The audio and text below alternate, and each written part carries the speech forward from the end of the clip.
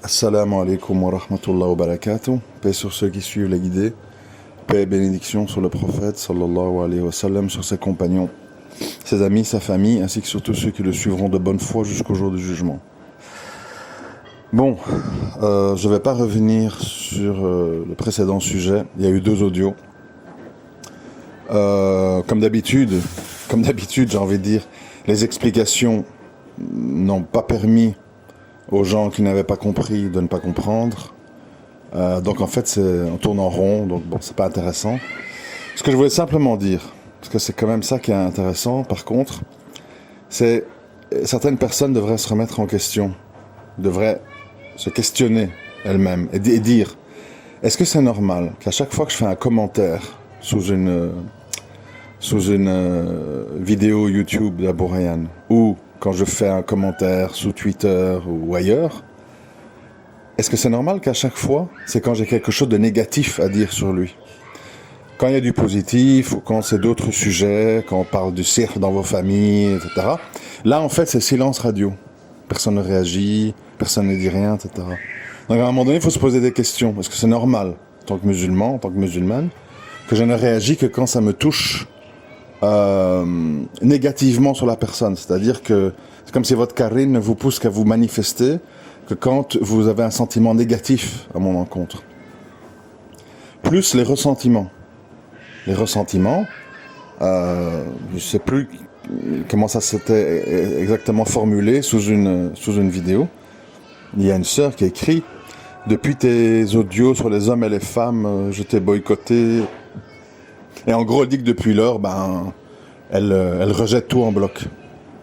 C'est aussi une injustice. À un moment donné, on peut ne pas être d'accord sur un point avec quelqu'un, ou ne pas avoir compris. C'est pas un crime de dire j'ai pas compris. Moi, ça m'arrive souvent dans ma vie de musulman, par le passé et tout, de pas avoir compris certaines choses et de dire bon, j'ai pas compris.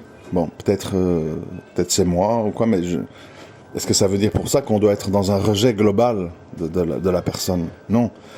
Moi, quand je suis dans un rejet global d'une personne, comme j'ai pu l'être avec certaines personnes, c'est quand l'ensemble de son discours, l'ensemble de sa matrice intellectuelle est quelque chose de néfaste. À ce moment-là, bon, on dit il y a un problème. Mais ici, je sais que parmi vous, il y a beaucoup de gens qui apprécient les 3/4 du discours.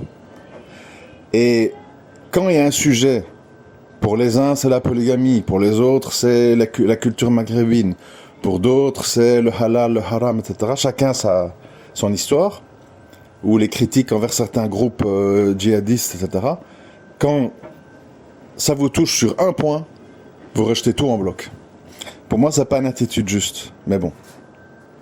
Moi, je préfère me concentrer sur les gens qui sont neutres, les gens qui sont pas spécialement fans de tout ce que je dis, ou qui adhèrent pas à tout, mais qui sont bienveillants, qui ont le bon soupçon, qui pensent que je dis les choses dans une bonne intention.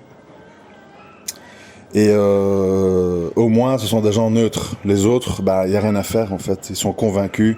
Abou Rayhan est un ignorant. Abou Rayhan est un raciste. Abou Rayhan est un misogyne.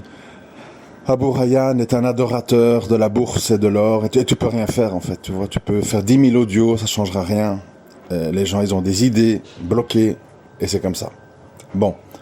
Donc, en cette nuit, qui est traditionnellement désignée comme la 27e nuit, la nuit du destin, même si on sait que c'est une des nuits impaires des 10 dernières nuits, je voulais quand même venir avec, non pas des constats, non pas des polémiques, mais avec des conseils concrets. Concrets, ce qui manque cruellement dans notre communauté d'ailleurs, mais bon, ça je l'ai assez dit. Alors concrètement, qu'est-ce qu'on peut faire dans nos vies? Qu'est-ce qu'on peut faire pour notre communauté pour que ça aille vers un mieux? Alors, ce que je vous dis là, c'est quand même le fruit, pas seulement de mes lectures, parce que nous ne sommes pas des robots ou des intelligences artificielles dans lesquelles on bourre la tête avec des hadiths et des versets. Il y a aussi des ouvrages, l'expérience de vie, la vie des musulmans, celle d'aujourd'hui n'est pas celle des années 90, qui n'est pas celle des années 60, qui n'est pas celle d'il y a 1400 ans. Il y a tout un contexte qui change, il y a des attitudes qui changent, etc., etc. Et donc il faut arriver un petit peu à contextualiser tout ça. Alors, il faut faire un grand effort. Je parle surtout pour les plus jeunes, vraiment. Parce que les autres, bon, ils sont déjà formatés, ça va être difficile. Il faut faire un grand effort pour bien comprendre que cette religion, elle est venue pour nous sortir des ténèbres. Et pour sortir les gens des ténèbres, quand ils y sont habitués, c'est pas toujours facile. Si vous êtes dans une cave noire pendant 1 mois, et que je vous sors et je vous mets en plein soleil, vous allez être complètement aveuglé, vous allez hurler de douleur. Parce que votre corps, vos yeux se sont habitués à l'obscurité. Donc, les gens, on les y amène d'une manière psychologique, à droite, doucement. Comment ? Par les jugements, non. Comme l'a dit un frère que j'ai entendu, je ne sais plus trop où, si tu viens juger des gens, si tu viens détruire la vie des gens, soit parce qu'ils sont dans des activités illicites ou je ne sais pas quoi, tu as l'obligation avant de leur préparer une alternative, si tu leur veux du bien. Si tu vas vers un frère, toujours j'aime bien les exemples, si tu vas vers un frère et tu lui dis la pornographie c'est pas bien, la masturbation c'est pas bien, le zina c'est pas bien, faut pas faire ce qui mène à zina, la mixité c'est pas bien, baisse les yeux, bon, etc. Et que tu ne lui proposes rien, c'est-à-dire que tu dis ben voilà, reste dans ta vie, reste dans ton microcosmos, mais je viens te casser. C'est pas une attitude islamique, ce n'est pas une attitude islamique. C'est en fait quelqu'un d'orgueilleux qui veut vous rabaisser, qui veut vous humilier pour lui se sentir mieux. Ce n'est pas une attitude islamique. Une attitude islamique, ça consiste à dire, voilà l'idéal, qu'est-ce que l'islam il a dit. Je vais t'aider, Akhi, pour t'aider à rencontrer quelqu'un. Je connais une cousine, je connais une amie d'une amie d'une amie, de ma sœur, enfin je ne sais pas. On essaye en fait d'aider les gens. Et faites bien attention, remarquez bien autour de vous, vous allez remarquer, moi en tout cas je l'ai remarqué, il y a énormément de gens pour vous juger, et il y a très peu de gens pour vous aider.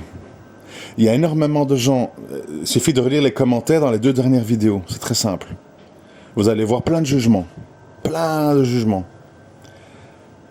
ou des réaffirmations.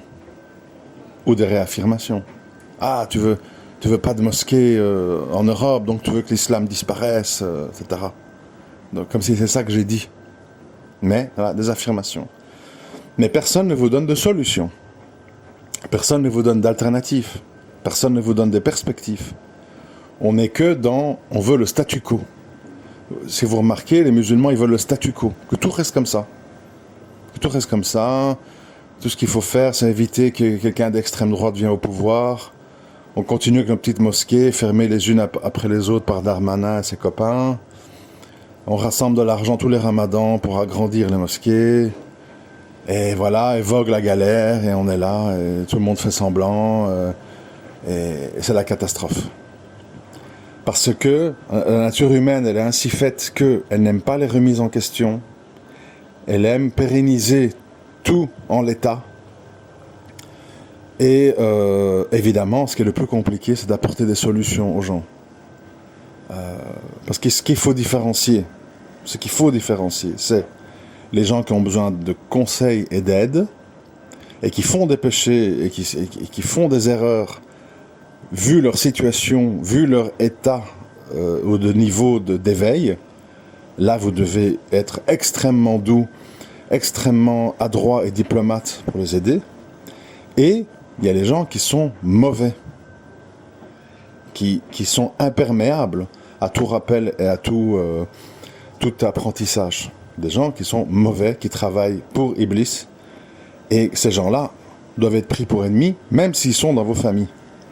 Mais c'est ça qui est très compliqué, parce que moi je le vois, même chez des frères d'un certain niveau de science. En fait, Leur tribu, leur famille, ben, c'est toujours pas grave, doucement, etc. Et puis quand c'est les autres, par exemple quand c'est des convertis, ben là on tire à boulet rouges. Allez, va étudier. Est-ce que tu pries Fajr à l'heure? T'as toujours pas l'arabe après 30 ans, quelle honte! Vous voyez? Ce ne sont pas des attitudes islamiques. Ils pensent que c'est une attitude islamique, mais ce n'est pas des attitudes islamiques.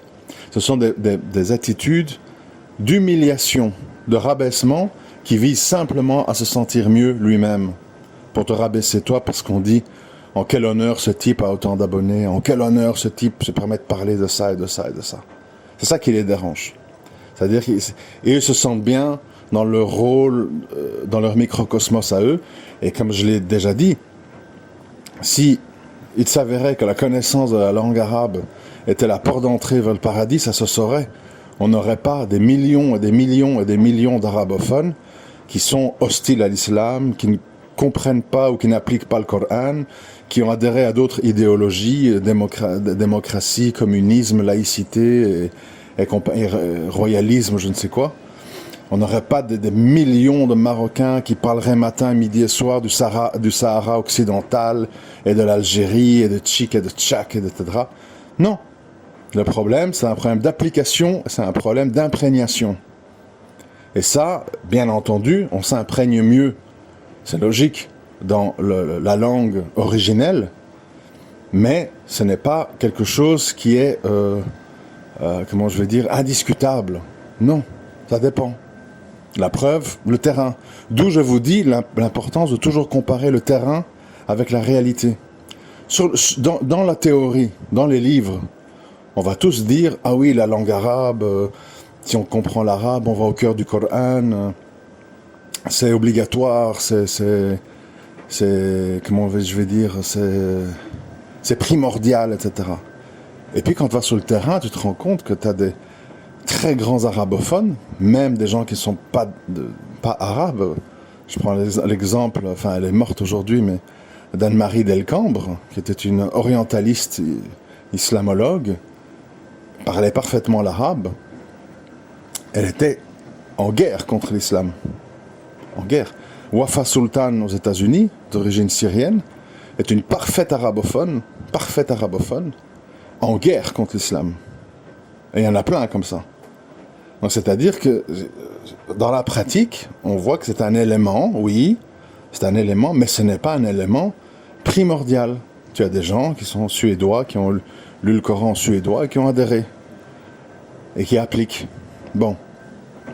Mais, donc, différencier les gens qui ont besoin d'aide, qui ont besoin de conseils, et qui, à cause de leur situation, font des choix malencontreux ou des péchés ou que sais-je, avec les gens qui sont des soldats d'Iblis. C'est pas la même chose. D'où le musulman doit calquer son comportement sur le prophète sallallahu alayhi wa sallam.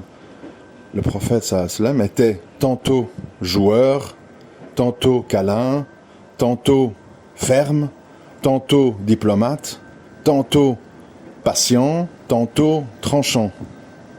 C'est ça, un être humain intelligent, un musulman profondément imprégné de l'islam. C'est un caméléon qui s'adapte à qui il est en face de lui, qui réfléchit à moyen long terme et qui n'est pas dans les émotions ou dans l'orgueil ou dans le rabaissement. Déjà, si on s'arrête là, je peux vous assurer que les 3/4 des musulmans sont en infraction. Les 3/4 des musulmans sont en infraction. Moi, je n'ai pas de... Vous m'avez jamais vu, en fait, m'acharner dans mes audios sur des gens, je ne sais pas, qui mangent pendant le ramadan, qui fument une cigarette, je ne sais pas quoi. Moi, je m'insurge, parfois, envers les personnages publics qui ont un grand audimat ou qui s'exposent, parce que maintenant, ce n'est plus que les prédicateurs. Maintenant, tu as des influenceurs, des influenceuses qui se revendiquent de l'islam, qui font et qui disent des choses. Là, c'est très grave.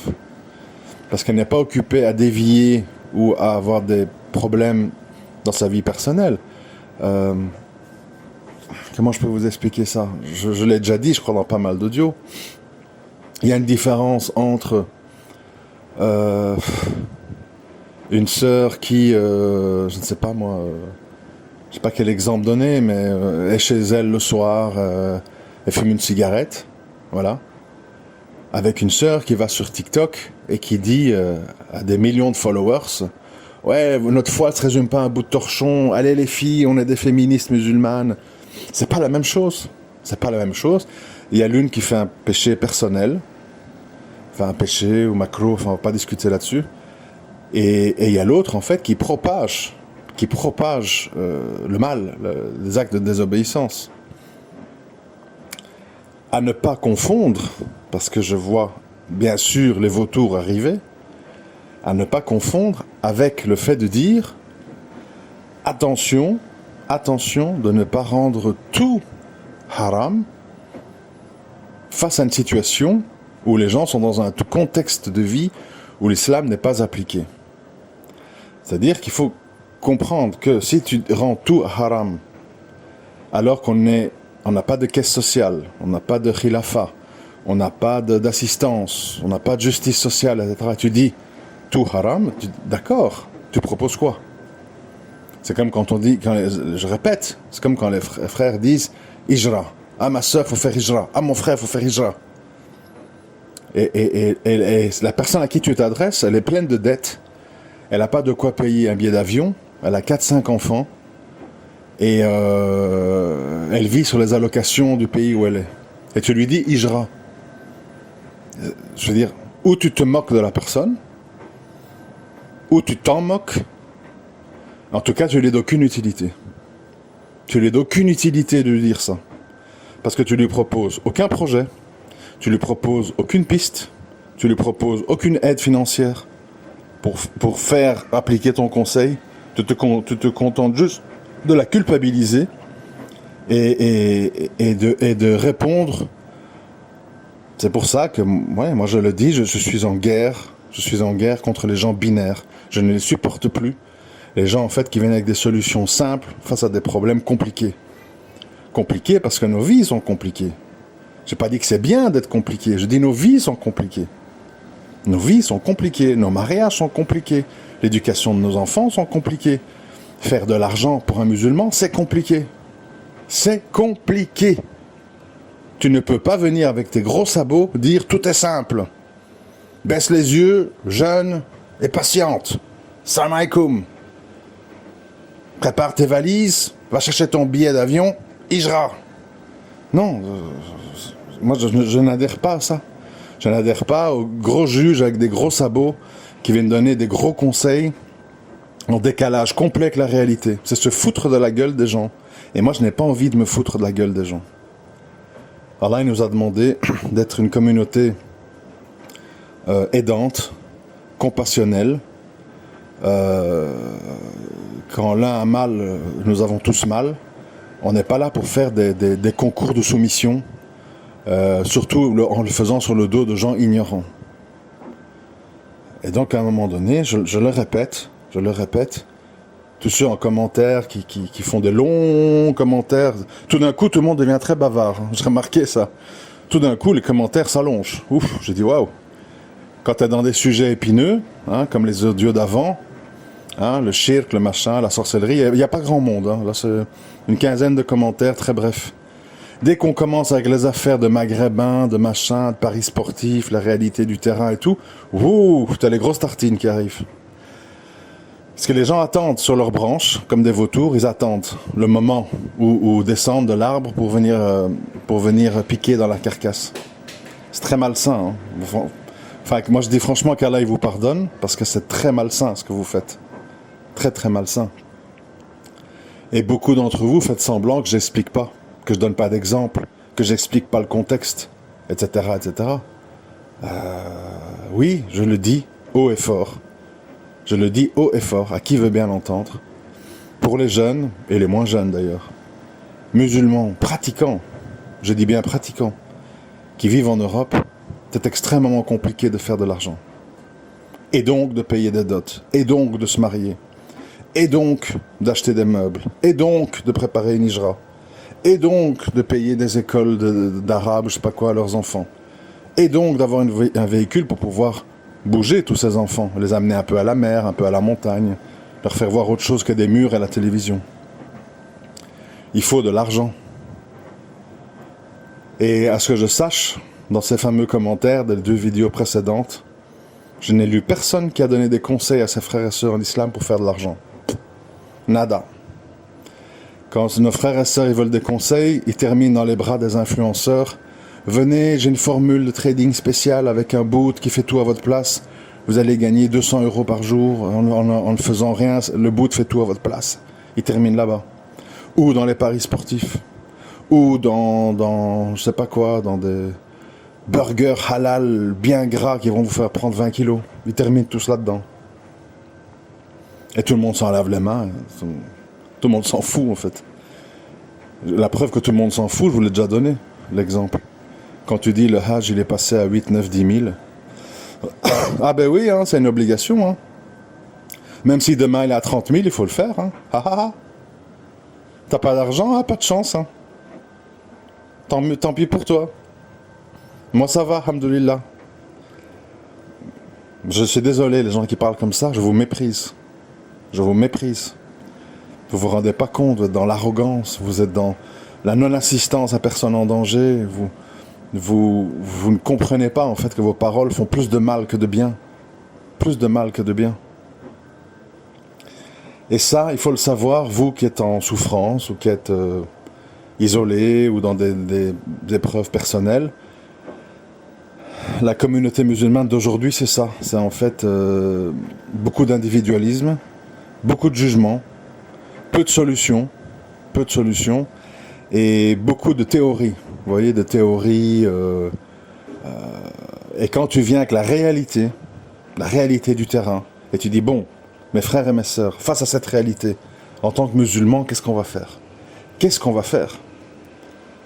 On ne peut pas voler, on ne peut pas faire de travail au noir, on ne peut pas faire de jeux de hasard, on ne peut pas faire de bourse, on ne peut pas faire de chien, on ne peut pas faire ceci, on ne peut pas faire cela, et la mixité, et l'alcool, et le porc, et le truc. Qu'est-ce qu'on va faire ?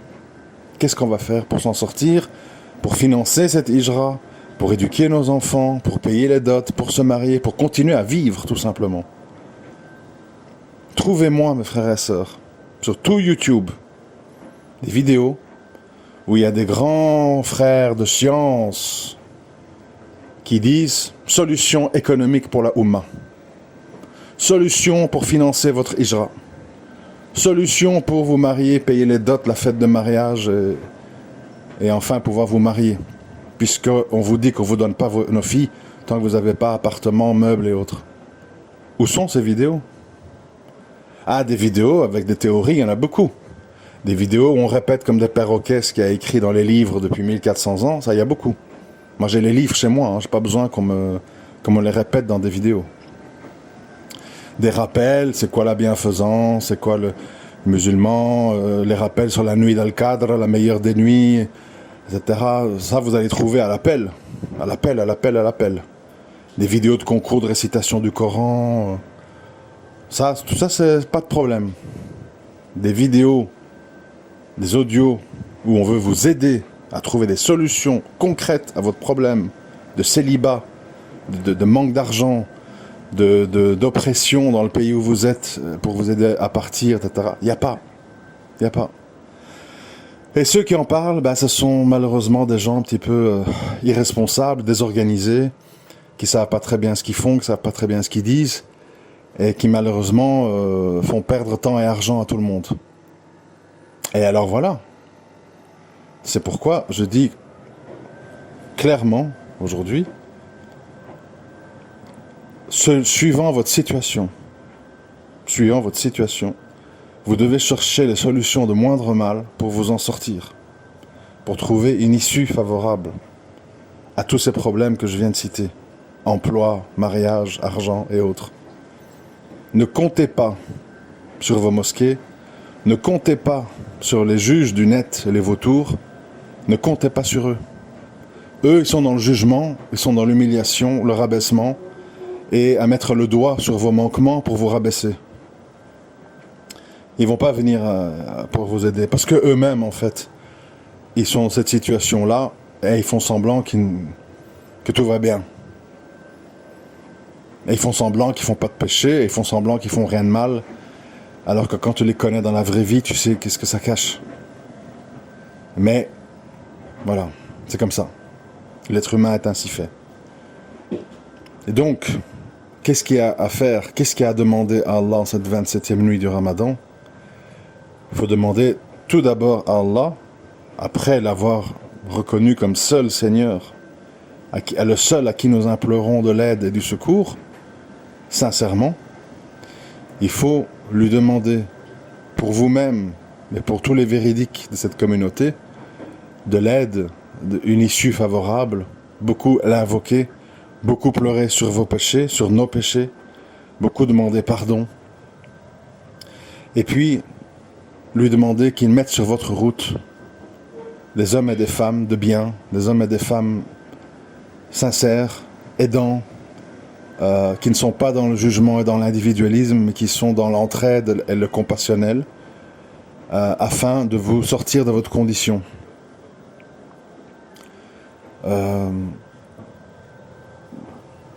Allah il le dit dans la sourate Al-Asr, le monde est certes en perdition.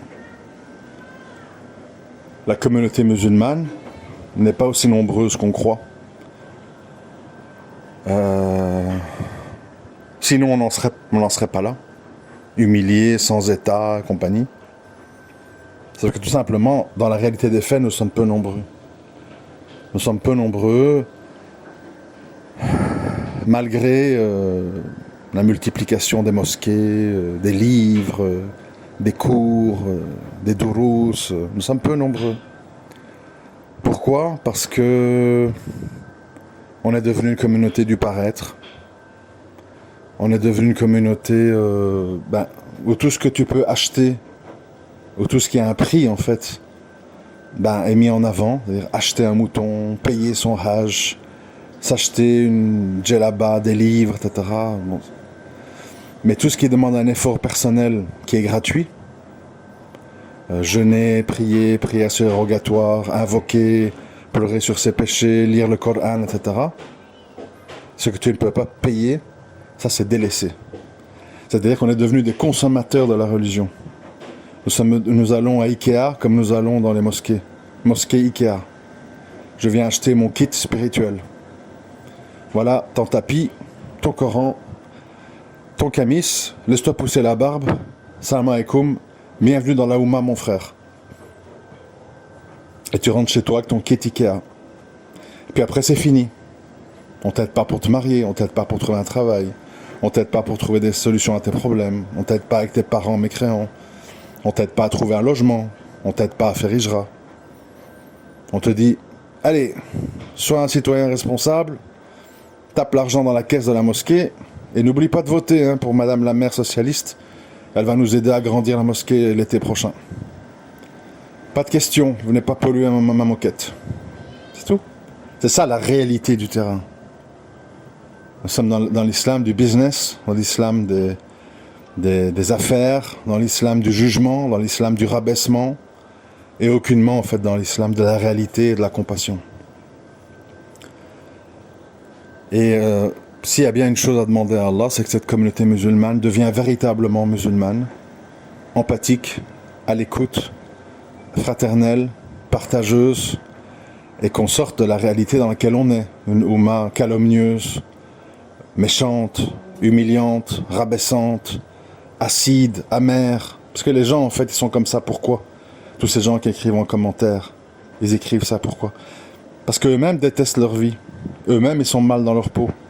Eux-mêmes, ils savent que ça va mal dans leur famille, que les 3/4 de leurs frères et sœurs, leurs parents, ne prient pas, touchent au riba, ils sont dans la délinquance. Plein de familles de musulmans pratiquants, ils ont de la famille en prison. Ils le savent tout ça. Et donc ils sont amers. Ils sont amers en fait que quelqu'un met le doigt sur la réalité des choses et ça les rend agressifs. Parce qu'ils veulent se mentir à eux-mêmes et faire semblant en fait que tout va bien, alors que tout le monde sait que ça ne va pas bien. Ni dans nos familles, ni dans notre entourage, ni dans nos vies.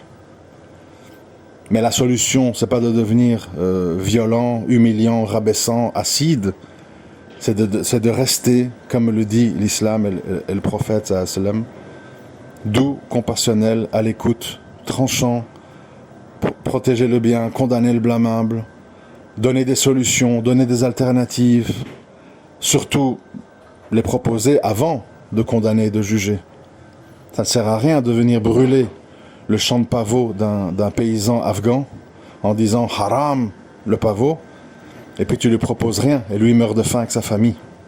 Il va replanter du pavot, parce qu'il sait faire que ça. Qu'est-ce que tu vas lui proposer d'autre? C'est ça la question. Venir tout brûler et t'humilier, c'est facile. Venir te sortir de ta condition, c'est autre chose. Et ça, c'est ce qui se passe chez nous. On est toujours tous prêts à dire « Mon frère, qu'est-ce que tu fais? C'est pas bien. » Tu proposes ta cousine à ce frère? Ah, non, pas ma cousine. Je l'ai promise à un notable de la ville. Je l'ai proposé à mon meilleur pote. Bon, oui. Mais trouve une autre solution pour ce frère alors. Ou s'il a un mauvais comportement, aide-le à changer de comportement. Etc., etc. Mais est-ce qu'on s'aime? Je ne suis pas convaincu, moi. Dans les commentaires des 2 vidéos passées, là, vous voyez beaucoup de commentaires de gens qui vous pensez qui me veulent du bien. Non, tu as des gens qui ne se sont jamais manifestés, qui tout d'un coup deviennent très bavards et disent des mensonges. Tu rends halal le pari sportif, comment oses-tu? Je rends halal rien du tout. Qui suis-je pour rendre halal et haram? Vous êtes fous. Vous êtes fous. J'ai dit juste que je veux apporter des nuances. Des nuances. C'est tout. Parce qu'il y a des choses où il n'y a pas besoin de nuances. L'alcool, on nous dit celui qui en consomme, celui qui le transporte, celui qui le produit. Bon, on a compris.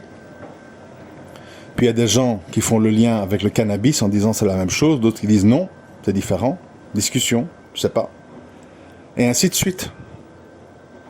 Et j'ai dit des choses qui sont vérifiables. Je ne dis pas des choses que je jette en l'air et qu'on me dit ouais ignorant. Non, je jette pas ça en l'air.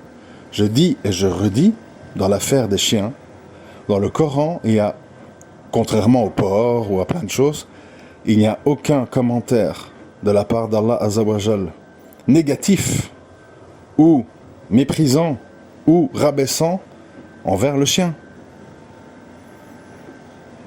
Je dis oui, en effet, il y a certains hadiths daïfs et il y a des hadiths repris par Muslim et Bukhari qui en parlent sur le fait qu'il ne faut pas faire du commerce de chiens. Mais ce n'est pas sur un pied d'égalité avec des interdictions coraniques répétées par Allah. C'est des hadiths. Et tout le monde sait que dans les hadiths, des fois, il y a des choses circonstancielles et des fois, il y a des choses intemporelles. Et on me dit, oui, mais non, si ça a été dit, c'est ça intemporel. Je dis, si on est honnête, on voit avec nos yeux que la condition des chiens, elle a changé avec le temps. Parce que les gens disent, oui, mais le porc, alors maintenant, quel est ce truc sanitaire? Le porc, ça n'a jamais été interdit pour des questions sanitaires. Il y a plein d'autres choses, c'est pas pour des raisons sanitaires, ce sont des interdictions, point. Pas pour des raisons sanitaires. Puis le jour où, c'est ça la force de l'islam, c'est que ça ne résiste pas aux preuves. Quel nutritionniste ou quelle personne peut démontrer que la viande de porc est meilleure ou aussi bonne que les autres viandes? C'est pas vrai. C'est une viande grasse, c'est une viande qui n'est pas bonne pour la santé. Tout le monde sait que les chromosomes, etc., les virus dont sont touchés le porc sont facilement transmissibles à l'homme, parce qu'il y a des similitudes, etc., etc. Tout va dans le sens que, en effet, Allah Azzawajal, il a eu raison d'interdire le porc. C'est corroboré. Vous imaginez si Allah nous dit le porc est interdit, et puis on nous dit le porc est plein de vitamines, le porc est une viande maigre, le porc est une viande saine. S'il y avait une liste, on serait en porte-à-faux. Mais c'est ça la force de l'islam, c'est qu'on n'est jamais en porte-à-faux.